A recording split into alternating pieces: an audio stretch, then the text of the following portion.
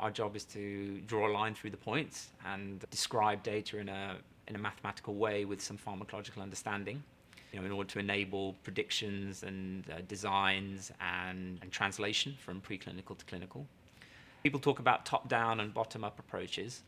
So a top-down approach is starting with sort of quite high-level data. So you start with the concentrations that you've measured in the blood plasma in a clinical trial or in a preclinical in vivo system. And so you start, you plot that out, and then you look at it and you try and see the shape that's in it, and then you decide what kind of model to apply to that. So that's called a top-down approach.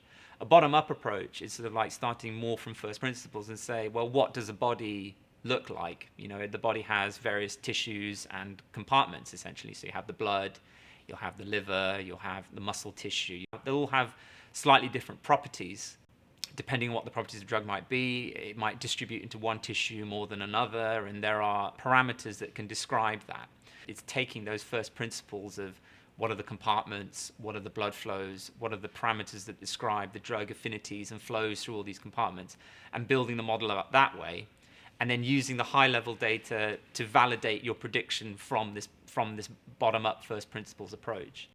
How do you do the modeling? How do you actually draw the line through the points? So it's all computer-based, essentially, and there's an enormous amount of software out there in order to do it. In an academic environment where you really want to understand what's going on under the hood, exactly what's going on with the maths, with how you're drawing these lines through the data, we tend to focus on trying to use open source, wherever possible. It gives you a better understanding of exactly what's going on and, control about, when you're writing your papers up and publishing this stuff, you really understand, what you did, and hopefully make it easier for the next person to come along to re-implement what you've done. The names you'll hear floating about, things like R, which is a programming environment for statistics and data analysis. Julia, which is kind of like a newer language that's coming out, so we use that for sort of bigger models. It's quite efficient at running sort of big models that describe whole systems, whole body kind of systems. Python, that's quite big in the data analysis world. And then there's other software like open source, which is pre-built but open source, so things like PKSim that's also out there. Yeah, and then good old Excel.